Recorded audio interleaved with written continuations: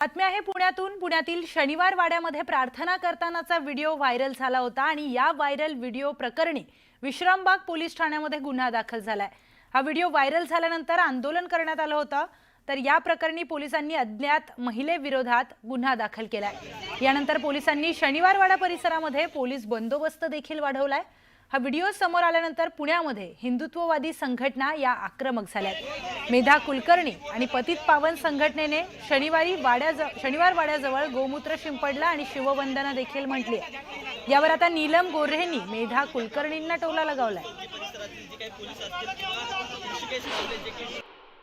जर का आपल्या ऐतिहासिक वास्तूंमध्ये कित्येक ठिकाणी आपण पाहतो की कबरी बांधलेल्या आहेत, कित्येक ठिकाणी नमाज पडतात आणि मग असं हळूहळू करून त्यांची ती जागा वक्फ म्हणून डिक्लेअर करतात। अशा प्रकारची कुठलीही कृती पुण्यामध्ये आम्ही होऊ देणार नाही। यासाठी पुण्यातला सकल हिंदू समाज एकत्र आहे। सर्व धर्मसंस्था आणि सर्व जागरूक हिंदू बांधव भगिनी एकत्र आहेत आणि त्यामुळे आम्ही आज या ठिकाणी आलेलो आहोत।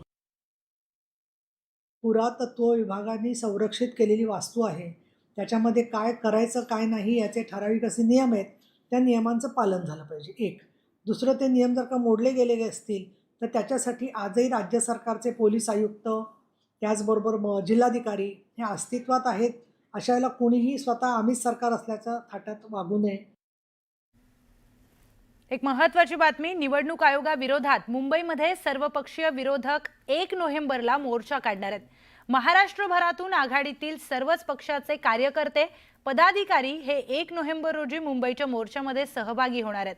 तर विरोधक काढत असलेल्या या मोर्चावर सत्ताधाऱ्यांनी टीका केली आहे। पराभवाची चाहूल लागल्यामुळे त्यांचा थैथयाट सुरू असल्याचा टोला सत्ताधाऱ्यांनी लगावलाय। लोकसभेमध्ये यांना मतं पडली तर यंत्रणा बरोबर आणि यंत्रही बरोबर हे पराभूत झाले की यंत्रणाही चुकीचं आणि यंत्रही चुकीचं। मला वाटतं या सगळ्या गोष्टी मुंबईकर ओळखतात, राज्य ओळखतो, मराठी माणूस ओळखतो। निवडणुकांच्या पराभवाची चाहूल लागल्यावरची ही पळापळ आहे आणि ती पळापळ असलेली लोकांना दिसते। त्यांच्यावर अगदीच मरगळ आलेली आहे आणि म्हणून हा केविलवाणा प्रयत्न चाललेला आहे। मला समजत नाही, यादीमध्ये घोळ आहे, पेट्यांमध्ये घोळ आहे। हारल्यावर त्यांनी मान्य केलं पाहिजे। आता मला वाटतं ते सगळ्या निवडणुका हारणार आहेत, अगदी एकतर्फी हारणार आहेत आणि म्हणून आता उत्तर देण्यासाठी का हारलो तर मग आम्ही आधी सांगत होतो मतदार खराब आहेत, त्या बोगस आहेत, मशीन बोगस आहे। हे कारणं त्यांना शोधावे लागेल नको, म्हणून ते आतापासून हे सगळे मोर्चे विरचे काढतायत। राजसाहेबांच्या बरोबरचे आजकाल ज्यांच्या मांडीला मांडी लावून ते बसतात, संघटचा आसार असू शकतो। कारण का उद्धवजी आणि त्यांचा मुलगा आदित्य ठाकरे ह्यांच्या मेंदूची साईज केवढी आहे हे आता महाराष्ट्राला चांगल्या पद्धतीने माहिती आहे। निवडणुका घेऊ नये, घेऊन दाखवा ही अर्बन नक्षलची भाषा आहे।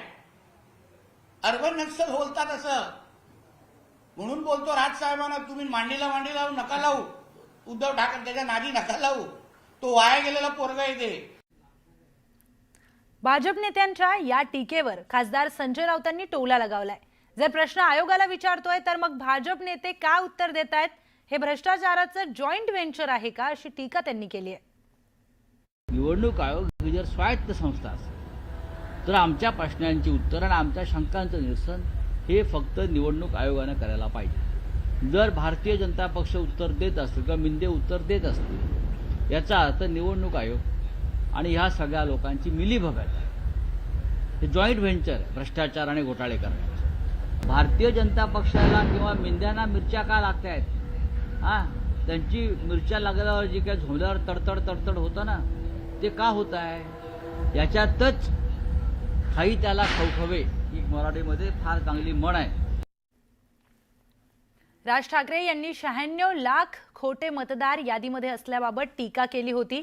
याला मंत्री शंभूराज देसाई यांनी प्रत्युत्तर दिलंय। राज ठाकरे यांनी जर 96 लाख खोटे मतदार असतील तर त्यासाठी त्यांनी पुरावा द्यायला हवा। आता हरकती घेण्याची मुदत संपून गेली आहे, अशी काही माहिती मनसेकडे आली असेल तर त्यांनी निवडणूक आयोगाकडे सादर करावी। निवडणूक आयोगाने देखील प्रत्येक जिल्हा प्रशासनाला अशा काही बाबी आढळून आल्या तर अहवाल मागितला होता। चुकीचा असेल तर निवडणूक आयोग कारवाई करेल, असं मत मंत्री शंभूराज देसाई यांनी व्यक्त केलंय।